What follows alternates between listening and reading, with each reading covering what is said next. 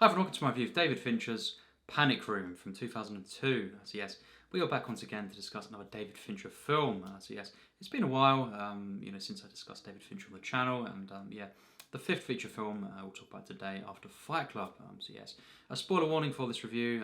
If you haven't seen this film, I simply recommend seeing it and then come back to this video, and we can talk from there, and we can discuss this film if you want. And so yes, with all that said, let's dig into my fairly brief thoughts on this film. Of course, first time watch a few weeks ago now, and yeah, just we'll say right away. I guess I've been putting it off. I kind of put it down lower on my priority, my watch list, and I guess because I started watching films from David Fincher again last year, and I skipped The Game and Alien 3. That'll be separate. That'll be kind of going through the Alien films. Really, I wanted to do that, and not necessarily Fincher films and starting with that and stuff. But yeah, I thought I'd review at least the ones that I want to as well, that I haven't reviewed on the channel at all before. So yeah, Panic Room was next after Fight Club. But yeah, I kind of had a break. I didn't really think this one would be necessary to just instantly see and kind of go around that time when seeing Fight Club. It was just a film that I truly love, and of course every time it gets better and better, and I was kind of blown away by that, and I thought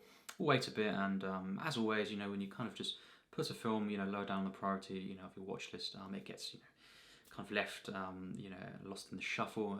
Here we are, quite a few months later, after August, seeing Fight Club again, and yeah, I think first of all, I wish I just kind of went straight into it really soon after that, because this film is a very nice surprise, and for me, a great film actually, and a real underrated film from Fincher, and this real kind of simple, one location mostly thriller, and obviously following as well, this mother and daughter, Jodie Foster plays Meg, and we have Sarah played by Kristen Stewart. So yes, really, I think nice to see Jodie Foster in this film as well, a David Fincher film. It's really great to see, and yes, straight away, I was just reeled in to this narrative, and I think just invested in these characters, these two characters, of course, and this dynamic, this relationship, and yeah, essentially, this film is these two characters moving into a New York apartment, and a fairly expensive one, of course, and we have this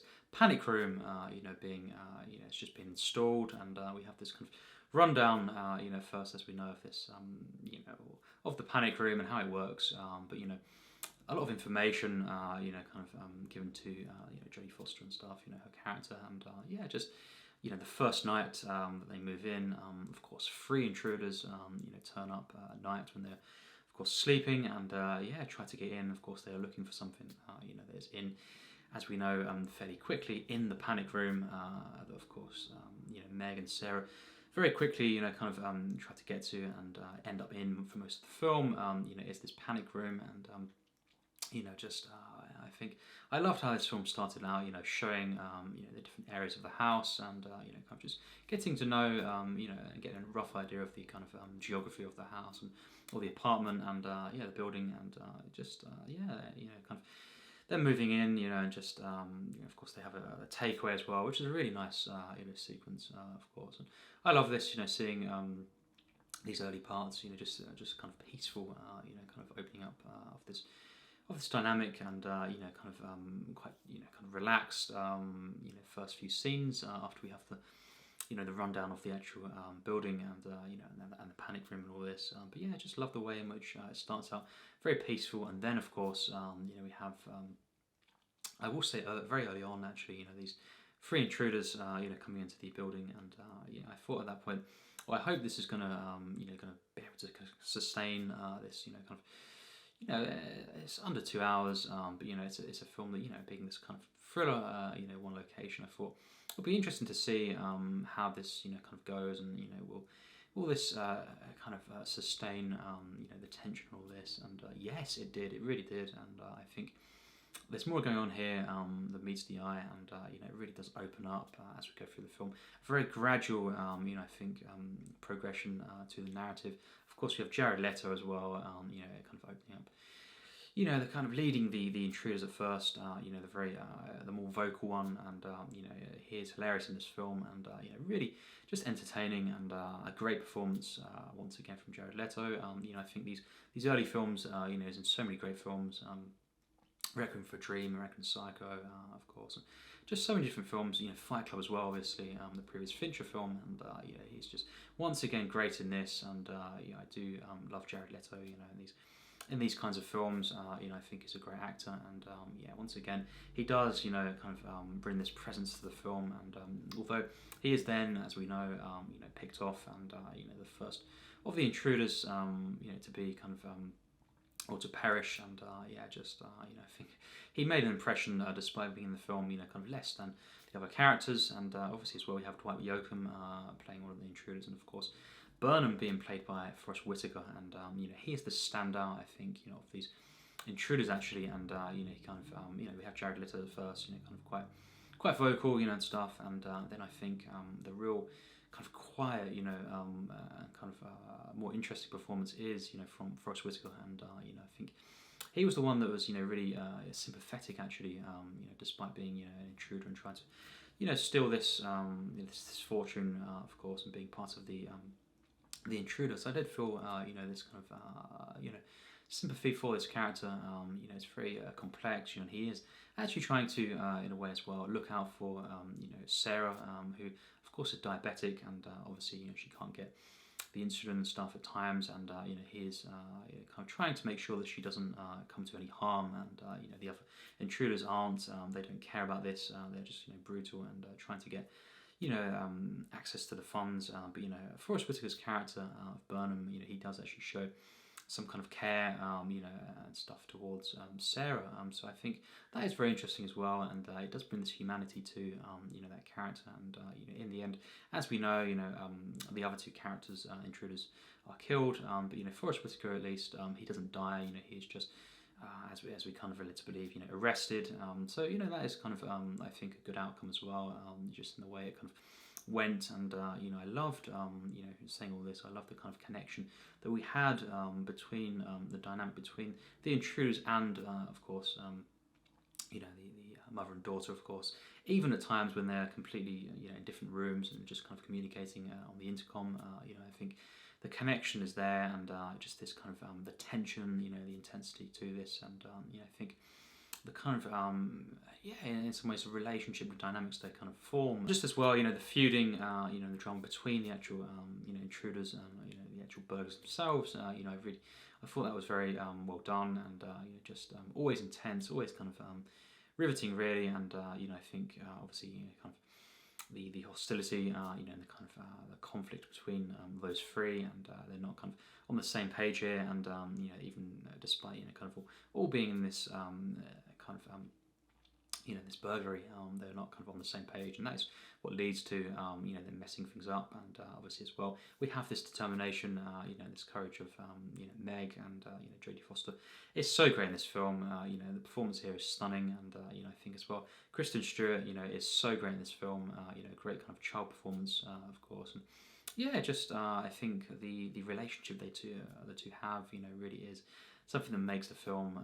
It's just not just kind of two great performances. It's kind of this real kind of bond that they have, and I think that does kind of drive the narrative, and wanting to kind of see what happens, and really rooting for these characters as well. And I just think the different stages of the kind of burglary here is so well done. And we have as well the father, obviously the ex-husband, of Meg, kind of in the film, and he is kind of at one point taken hostage, and that adds another dynamic to the film, the kind of the tension of this, and it's very mysterious as well. I like the way that was handled, the kind of mystery of that character, and it was kind of in a way, not a cheap way, but in a certain kind of way at first, hinting that perhaps he had an involvement in this. At least that's what I got from the film. Could be completely different to everyone else, but yeah, it's just I thought perhaps there's something going on here, but it soon became clear.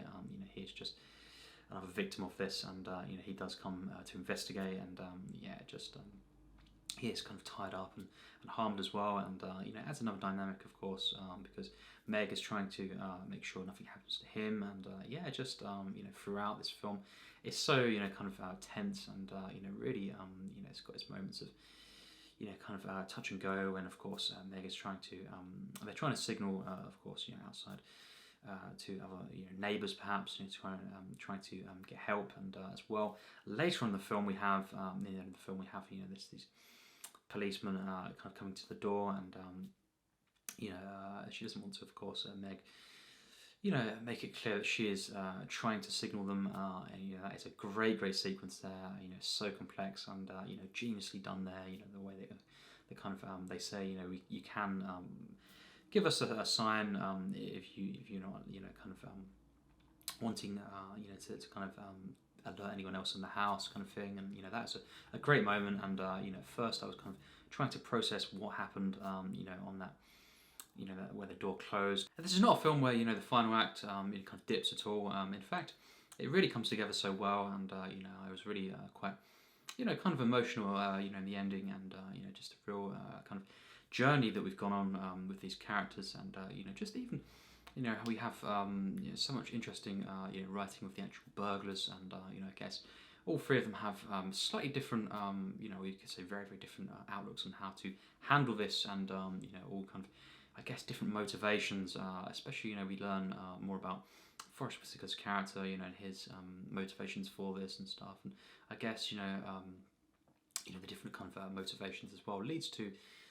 the conflict between the three of them, and it's just really interesting to see this this kind of character study, and as well just the claustrophobic nature of this in the actual panic room, as well as the actual building itself, and once again just love the way in which this building is used as a character really, and the elevator as well. Moments when they kind of go into the elevator and kind of going back up and down, and just really intense and so well kind of thought out, and the progression once again really is key, and starting off very peaceful and mysterious, and then really kind of really gets going in the sense of tension, and the final act, different threads that wrap up so well, and just add that kind of as well, that mystery as well, still in the ending parts, and we have that kind of intact, and then we have this kind of last scene where we have Meg and Sarah still deciding on another kind of new home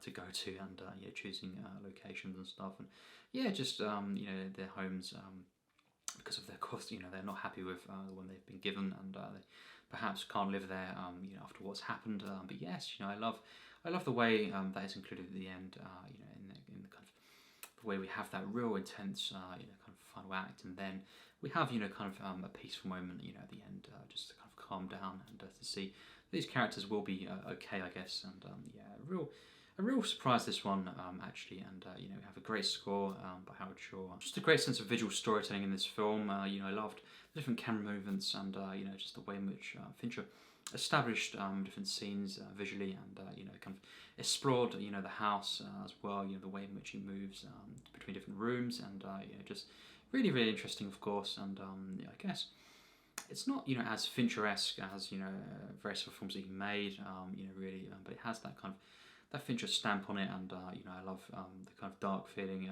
the atmosphere to this, very unique, and as well just the kind of a general kind of intense thriller that you can kind of watch. I got a lot of comfort from this film first, and then really intense and kind of involving, and it kind of starts off very kind of low key, and then of course everything kicks off, and by the end of it, real kind of pumping film, I guess, and very intense. The tension is sustained throughout, and we have most of the threads being wrapped up, really as well as they could have been, and I love, once again, as I say, that very ending scene as well, and just an unforgettable film really, and it's pretty much does everything right, and a film that really, for what it is, this kind of simple kind of thriller film, mostly one location, of this mother and daughter kind of moving in on the first night and then being burgled. I guess it's a real, really, for what it is, it's as good as it could have been really, and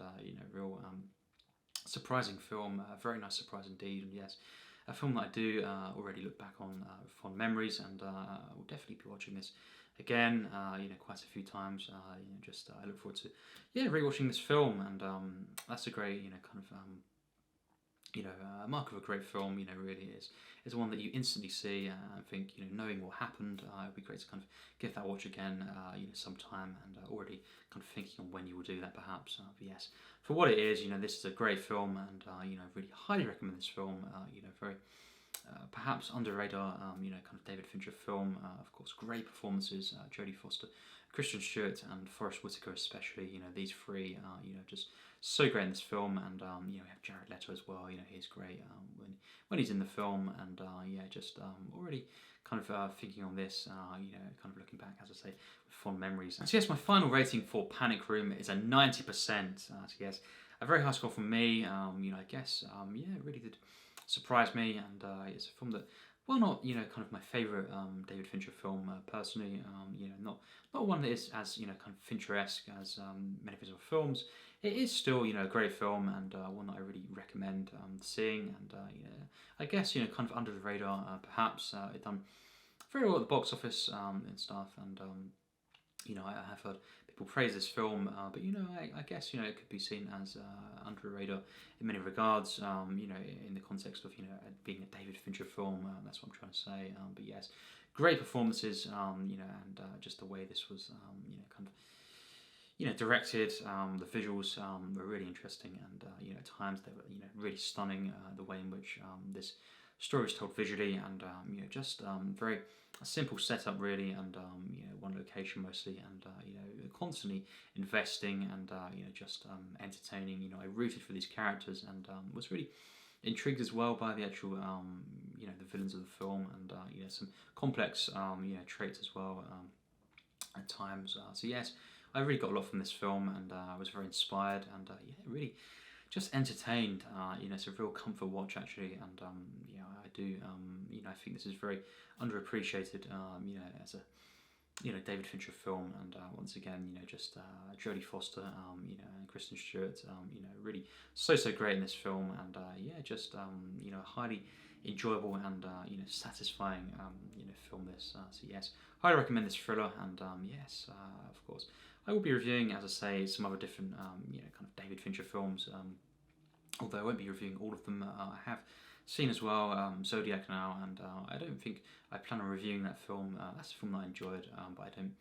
I don't see the need to review every single film, on the channel and stuff. But I will be obviously doing a ranking at some point, so I will, kind of briefly mention each film in that. And so if you're interested in my thoughts, on these films, look out for that. And as well, just on the film log update videos, I always try to cover most films that I've been watching. So yeah, just for now, Panic Room, definitely a film that I loved, and cannot praise this film more, and highly recommend this film. And it's a kind of a nice little surprise, and I thought I'd get a review out there, and just express my thoughts on this first time watch. So yes, as always, take care, and thanks for watching.